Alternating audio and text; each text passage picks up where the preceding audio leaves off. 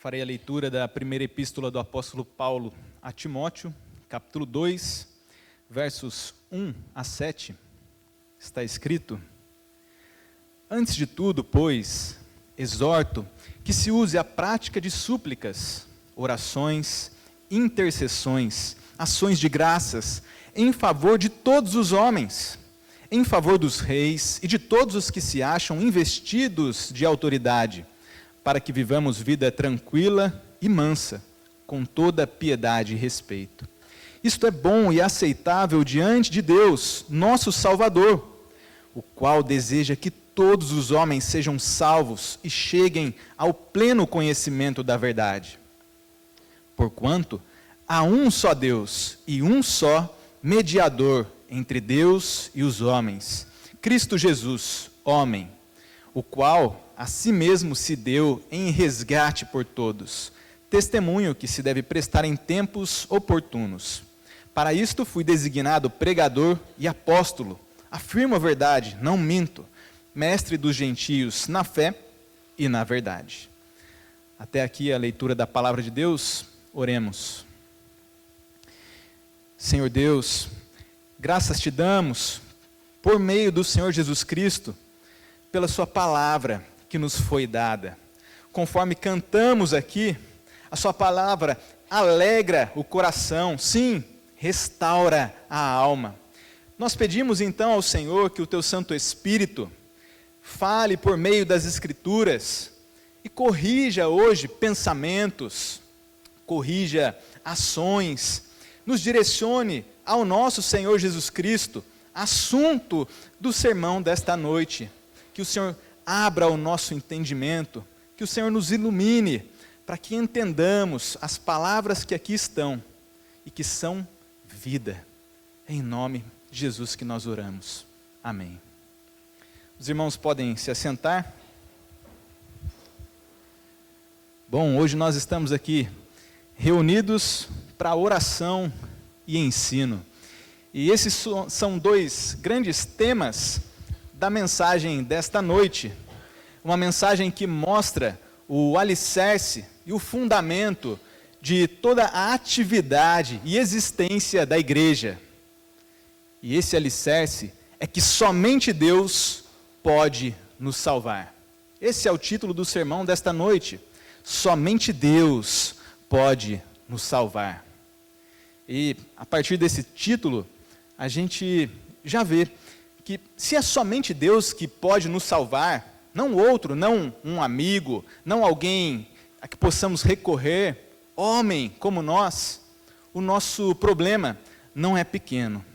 Somente Deus pode nos salvar.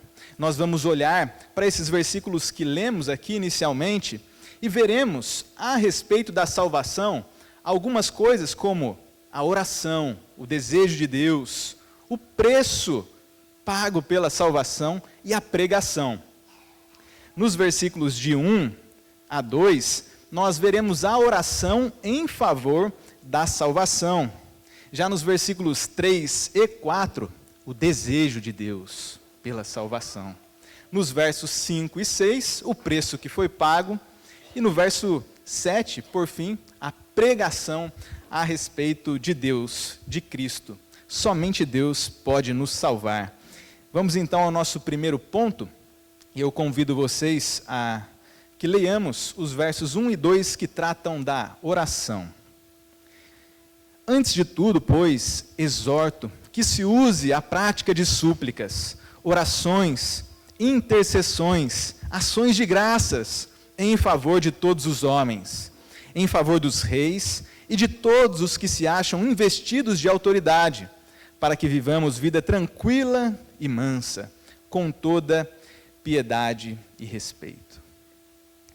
O nosso primeiro versículo, ele começa aqui com um pois, antes de tudo, pois. É um portanto, é um trecho de uma carta escrita com um objetivo específico, no qual Paulo faz como que se fosse uma parada para resumir, para concluir algumas coisas.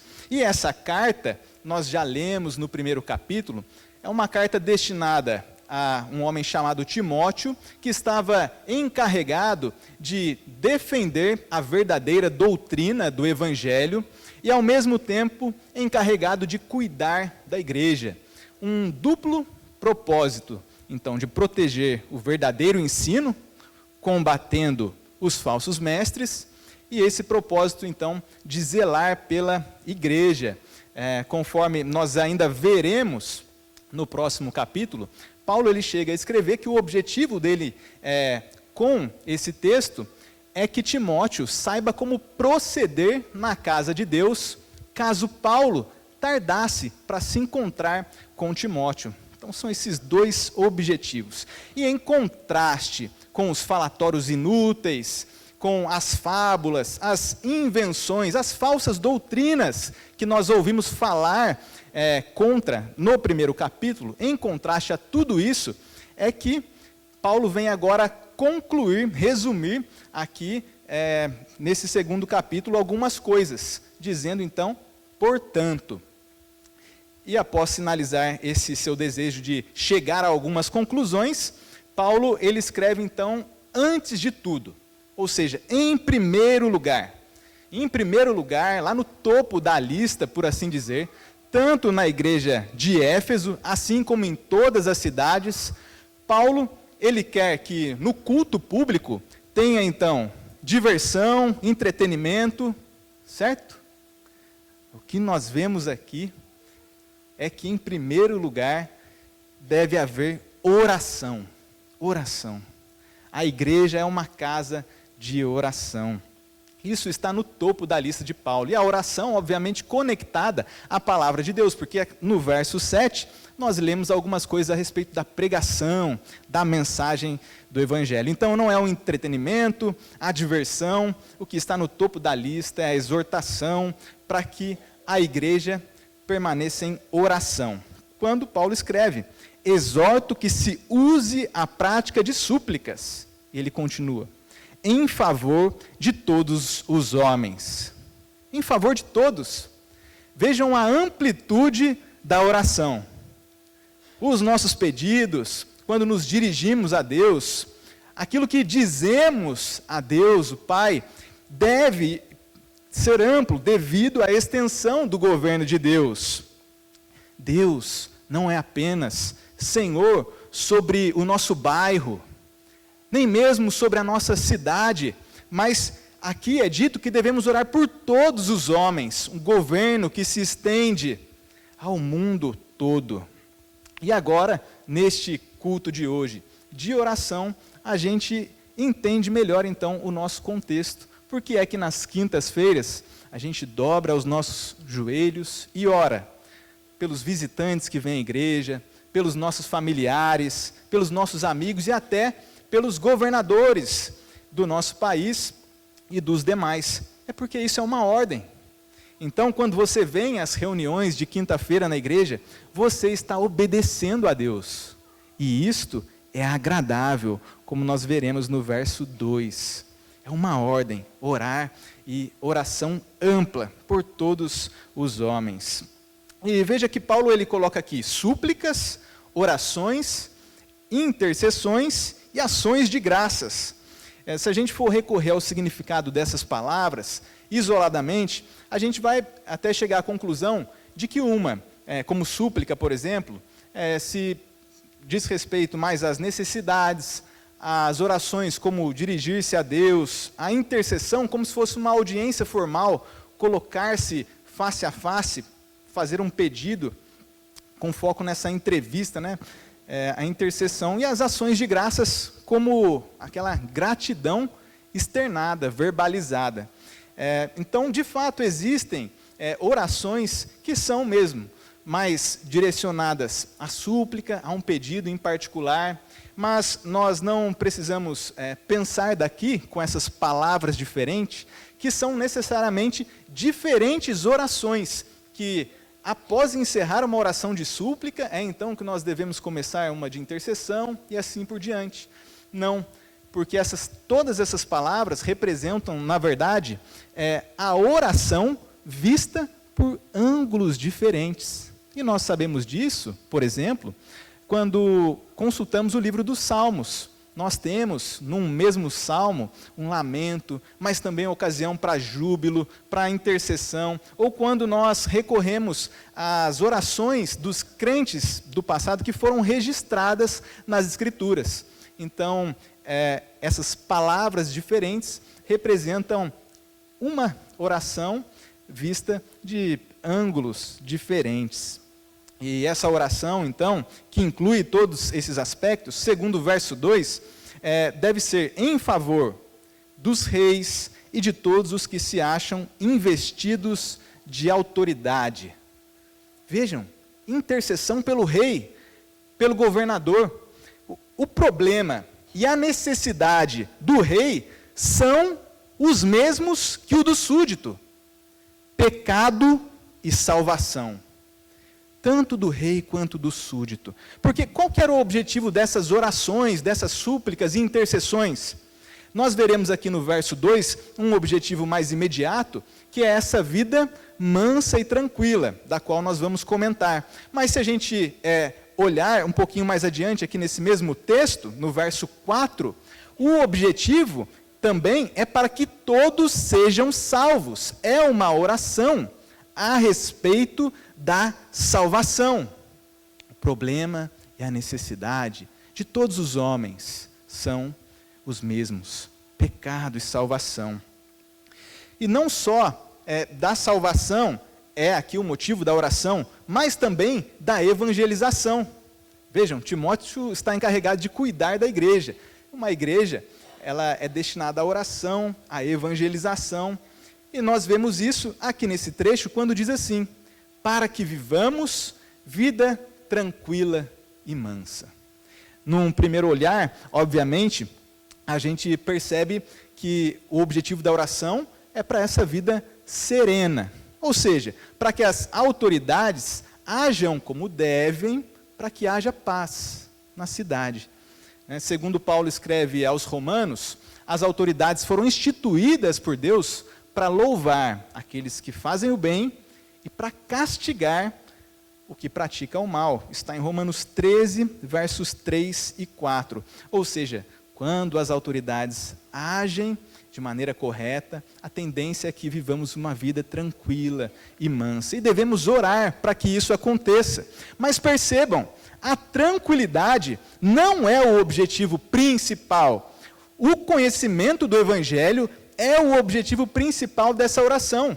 E isso fica claro no verso 4, quando diz que Deus quer que todos sejam salvos.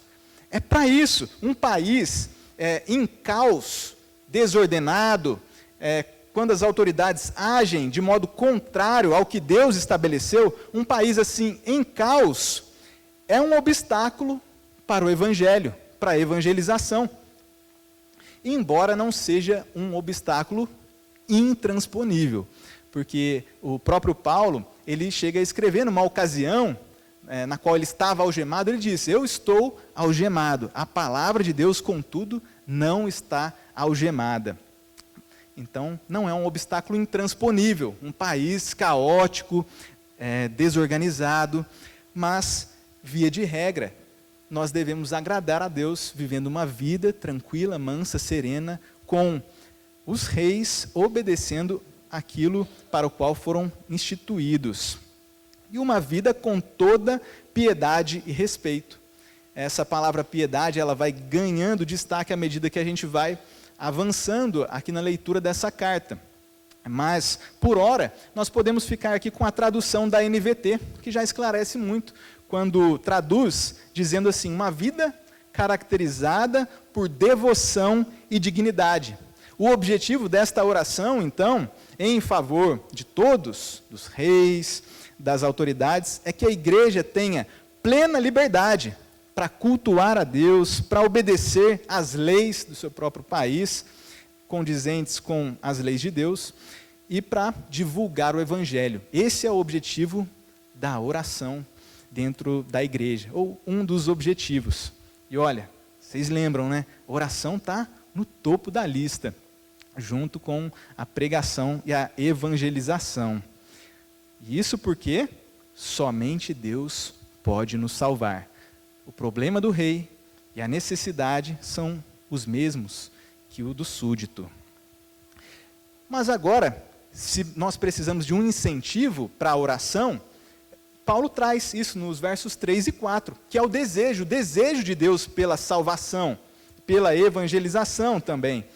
Acompanhe mais uma vez os versos 3 e 4, que dizem assim: isto é bom e aceitável diante de Deus, nosso Salvador, o qual deseja que todos os homens sejam salvos e cheguem ao pleno conhecimento da verdade. Isso é bom e aceitável diante de Deus. Meus queridos irmãos, vejam, existem coisas que Deus aprova e coisas que Ele desaprova, coisas que agradam a Deus e coisas que desagradam. Em uma cultura de cada um pensando que é dono de si próprio, que faz o que bem entende, nós somos lembrados aqui de que Deus existe. É Ele quem nos sustenta, viemos a existir por sua causa, somos preservados por sua palavra, e existem coisas que Deus aprova e outras que Ele desaprova. E o que é bom aqui nesse contexto? É bom o benefício de que reis sejam salvos, ou de que o evangelho da salvação, ele seja anunciável. É bom e aceitável. Deus recebe isso com prazer, as nossas orações, súplicas, intercessões aqui nas quintas-feiras, quando feitas de acordo com a vontade de Deus, por meio de Cristo, impulsionadas pelo Espírito, são aceitáveis. Deus recebe com prazer as nossas orações. E isso porque Deus, diz aqui, é o nosso Salvador, o qual deseja que todos os homens sejam salvos. Meu querido ouvinte, veja só, Deus deseja que todos sejam salvos. Se há alguém aqui nessa noite que não está reconciliado com Deus, isso é por sua própria culpa, e não dele. Devemos tomar essa afirmação com grande seriedade, porque talvez aquilo que foi dito a respeito de Israel, possa ser dito sobre alguém dentre nós. O que foi dito a respeito de Israel foi: todo dia estendi as mãos a um povo rebelde e contradizente. Romanos 10, 21. Deus tem estendido suas mãos, cuidando de cada um de nós que aqui está assentado, ouvindo este sermão. Suas bondosas mãos nos sustentando. Mas será que temos sido rebeldes e contradizentes? Talvez você, ouvinte, descrente, não tenha entendido ainda por que o Senhor Jesus, em sua perspectiva, parece demorar. Sabe o que Pedro diz na sua segunda carta, capítulo 3, verso 9? Que, na verdade, Ele é longânimo para convosco, não querendo que nenhum pereça, senão que todos cheguem ao arrependimento. É por isso que Cristo parece ser demorado, porque Ele é longânimo. É por isso que Deus parece ser demorado em enviar seu Filho, porque Ele deseja que todos sejam salvos. Arrependa-se dos seus pecados, creia em Cristo, em Deus, o nosso Salvador. O Senhor Jesus Cristo disse numa ocasião: o que vem a mim, de modo nenhum lançarei fora. João 6, 37. E o próprio Deus já havia dito, Deus o Pai: eu não tenho prazer na morte do perverso. Ezequiel 33, 11. Se alguém aqui não está reconciliado com Deus, é por sua própria culpa e não dele. Talvez você se pergunte: mas salvos de quê? Deus é o nosso Salvador. E a resposta é: da justa condenação. Nós que temos vindo nas quintas-feiras, já percorremos o primeiro capítulo, que fala sobre a lei que é promulgada, não para quem é justo, mas para transgressores. E a lei de Deus nos mostra isso, a nossa incapacidade de obedecer a Deus, e a nossa necessidade de alguém que nos socorra. É o nosso tutor até Cristo. usando as palavras das Escrituras. Nós já vimos no primeiro capítulo que os homens são pecadores, quando Paulo diz que Cristo Jesus veio ao mundo para salvar pecadores. Então nós temos que ser salvos da justa condenação por desobedecer a lei de Deus, por não ser ou não fazer o que Deus manda, ou por agir de modo contrário ao que Ele ordena. Há ainda o que Paulo escreve para Timóteo na segunda carta, que é sobre a volta do Senhor Jesus Cristo, que Cristo Jesus há de vir para julgar vivos e mortos. Há também uma vida eterna. Na primeira carta ainda ele vai falar sobre isso, chamando a vida eterna de verdadeira vida. Ou seja, precisamos ser salvos. Todos os homens precisam de um Salvador, salvos da justa condenação, porque não atendemos aos justos e santos padrões da lei de Deus. Neste nosso texto, então, vejam, nós devemos considerar tanto a bondade quanto a severidade de Deus. A bondade, quando nós lemos que Deus quer que todos sejam salvos, mas a severidade, quando nós somos lembrados por esse texto, dentro do seu contexto, que existe uma condenação para os pecadores. Tem um texto muito conhecido do Evangelho de João, em João 3,16, que diz que Deus amou ao mundo de tal maneira que deu seu Filho unigênito. Deus amou, é bondade, Ele quer que todos sejam salvos. Mas naquele mesmo capítulo termina dizendo: o que todavia se mantém rebelde contra o Filho não verá a vida, mas sobre ele permanece a ira de Deus. Devemos considerar a bondade e a severidade. Os homens precisam ser salvos dessa ira justa e santa de Deus.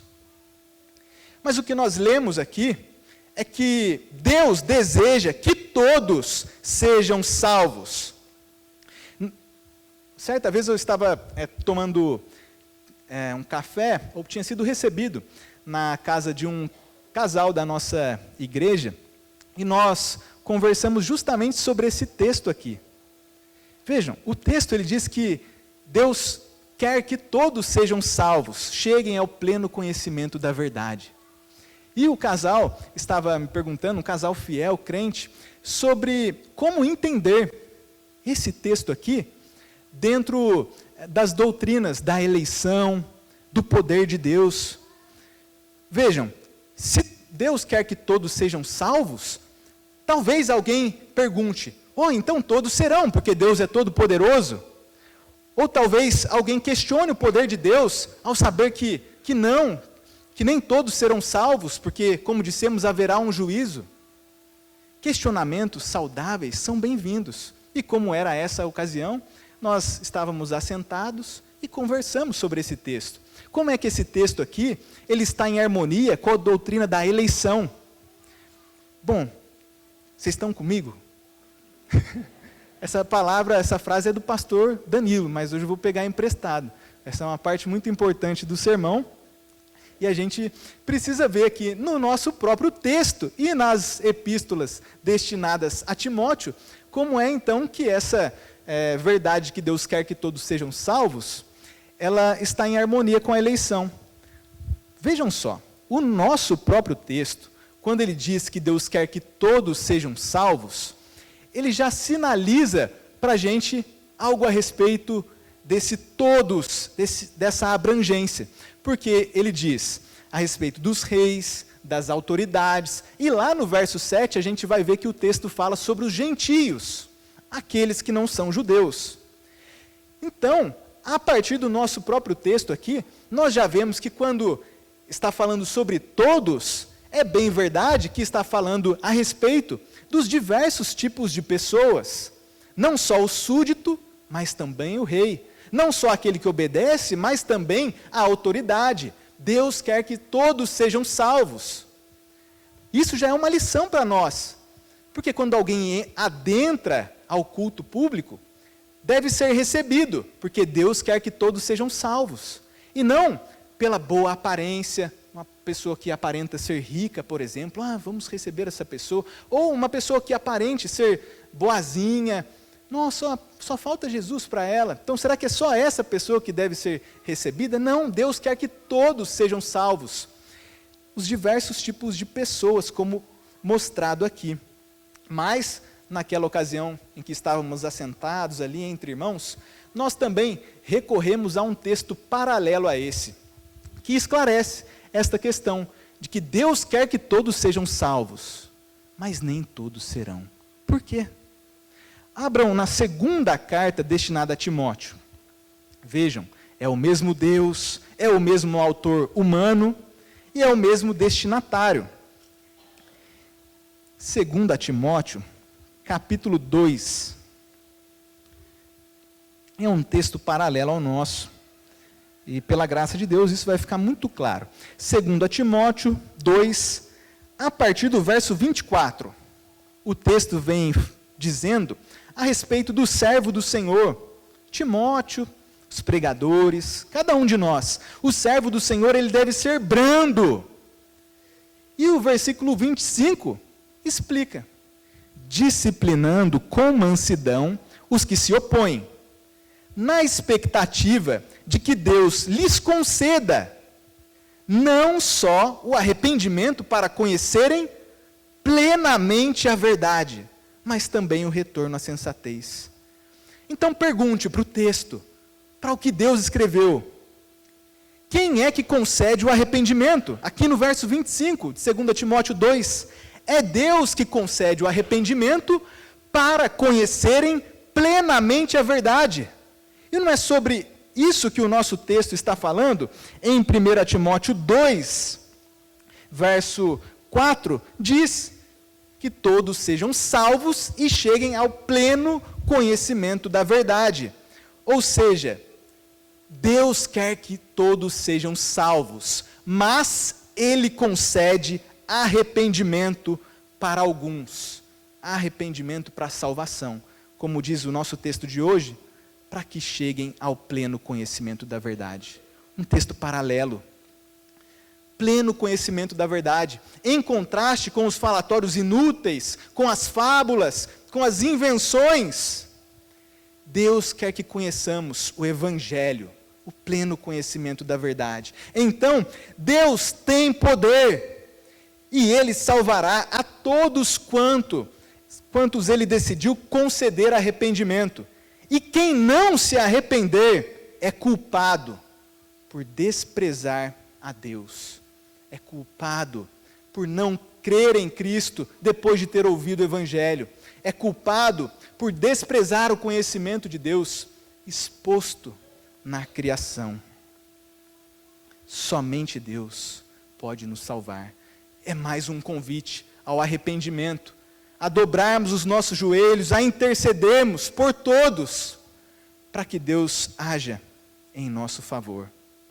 E Deus se agrada das nossas orações.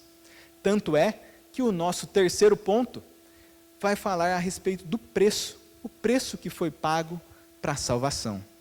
Vejam os versos 5 e 6, que dizem: porquanto há um só Deus e um só mediador entre Deus e os homens, Cristo Jesus, homem, o qual a si mesmo se deu em resgate por todos, testemunho que se deve prestar em tempos oportunos. Agora, Paulo vai fundamentar a necessidade de orar por todos e de evangelizar a todas as pessoas, dizendo: porquanto há um só Deus. Percebe a relação entre todos e um só?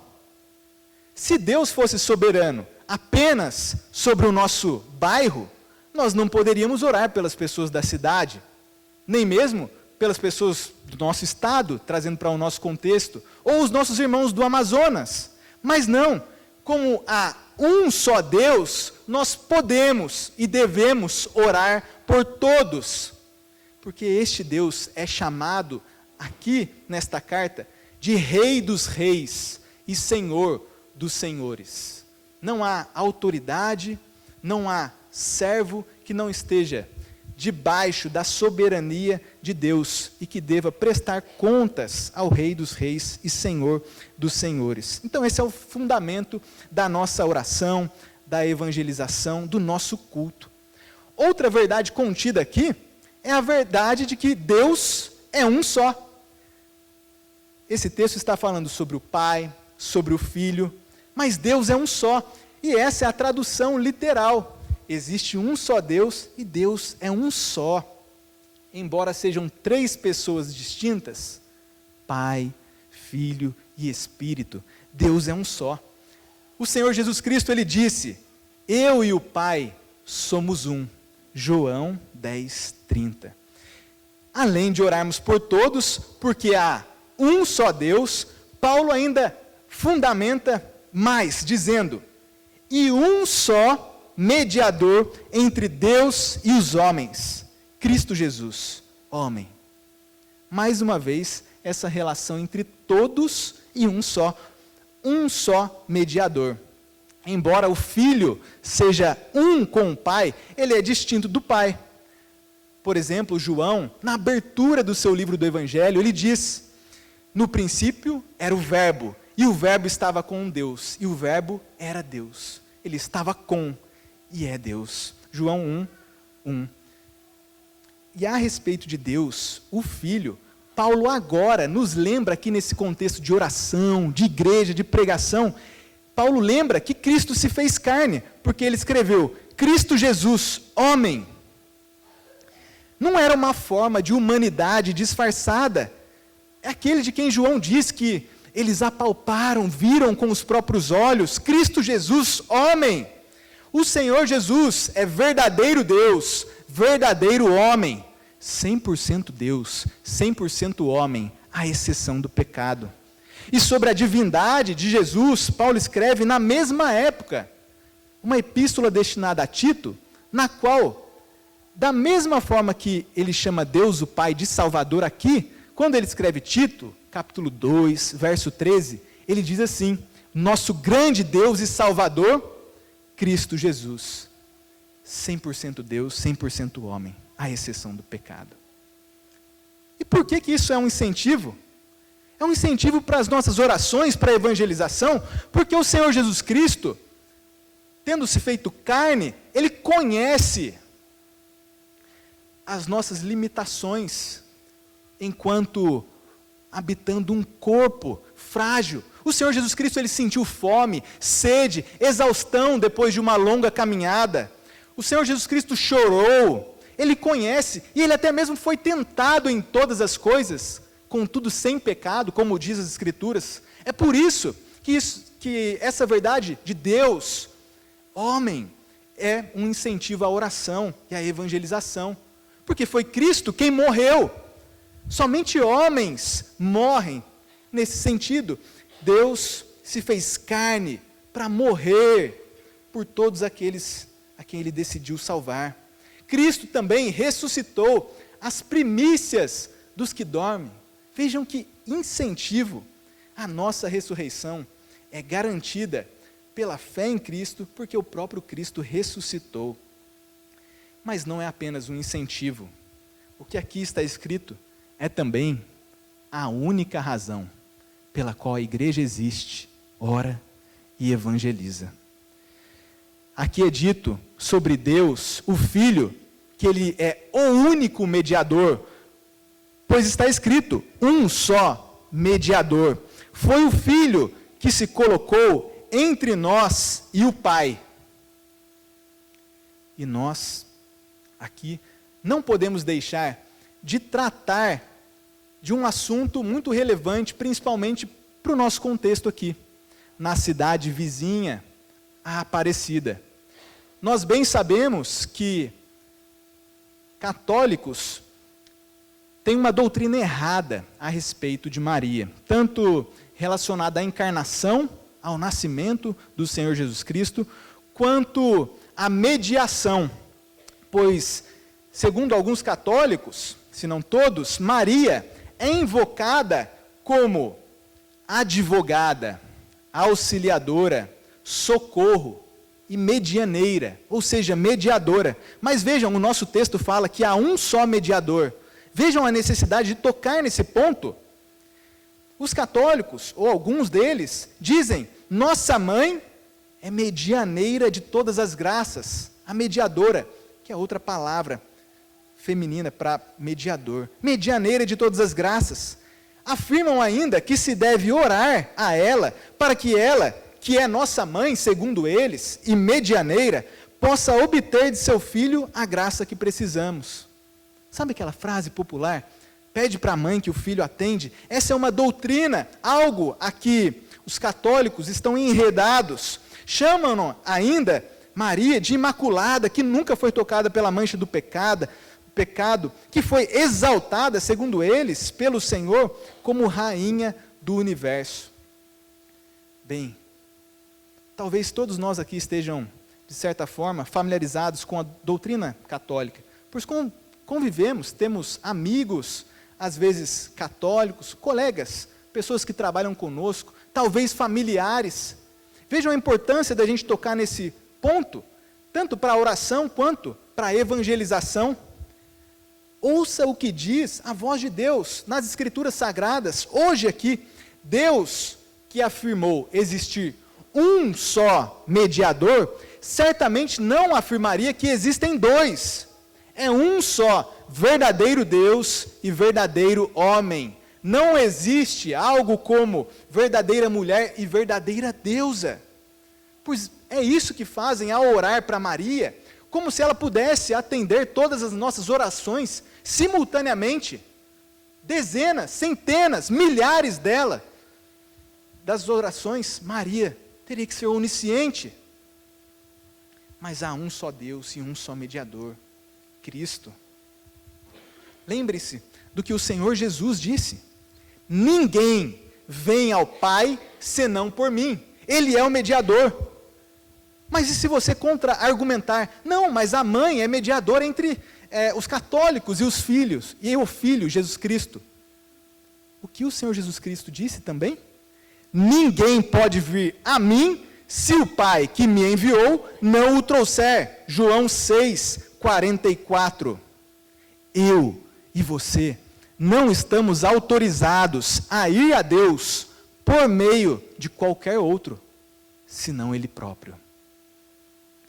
E o Senhor Jesus Cristo é o mediador e único, dentre outras coisas, por conta do preço que Ele pagou.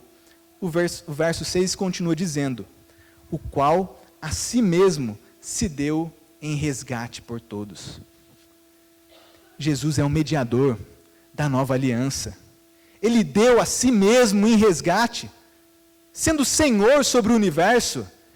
Ele não deu o melhor dos seus súditos, Ele não deu o melhor daquilo que Ele possuía, Ele deu a si mesmo um resgate. O próprio Senhor Jesus Cristo deu a sua vida em resgate. Palavra que significa em troca de, em lugar de. O Senhor Jesus Cristo, quando viveu uma vida de perfeita obediência, e mesmo quando foi castigado, crucificado, Ele estava morrendo e sendo castigado não pelos seus pecados, pois Ele viveu uma vida perfeita, mas em resgate, em lugar de todos aqueles que acreditam nele. Por isso, Ele é o mediador, pelo preço que Ele pagou. Segundo Paulo escreveu aos Efésios, é em Cristo que temos a redenção, ou resgate, pelo seu sangue. Testemunho que se deve prestar em tempos oportunos, como diz aqui o nosso texto. E a tradução dessa frase seria: o testemunho em tempo próprio. A mensagem a respeito de Cristo transcende os tempos, por assim dizer. Tanto é que, se a gente consultar as nossas Bíblias, a gente vai ver que esse trecho, às vezes ele foi traduzido no passado, ao testemunho de Cristo que foi dado aos profetas, lá do Antigo Testamento. E isso é verdade. Mas o testemunho de Cristo também que foi dado no presente de Paulo, pregador do Evangelho. E o testemunho que todos os que viriam depois de Paulo deveria prestar. O testemunho em tempo próprio, passado, presente, ou até quando o Senhor Deus permitir enquanto Cristo não volta. É um testemunho em tempo próprio. Nós devemos orar a Deus por meio de Cristo, confiando no preço que foi pago e evangelizar, testemunhar. É até por isso que o nosso quarto e último ponto fala a respeito da pregação, do testemunho. O verso 7 diz assim: para isto fui designado pregador e apóstolo. Afirmo a verdade, não minto, mestre dos gentios na fé e na verdade. Paulo foi designado pregador. Para isso, para tornar Cristo conhecido, um arauto que anuncia as boas novas de salvação por meio do Cristo vitorioso, um pregador e um apóstolo, alguém que foi comissionado pelo próprio Senhor Jesus Cristo para torná-lo conhecido, de maneira que nenhum outro homem, senão os outros apóstolos, poderia ter feito. Porque Paulo, quando escreve, suas palavras são autoritativas, dignas de toda aceitação, inerrantes, infalíveis, um apóstolo.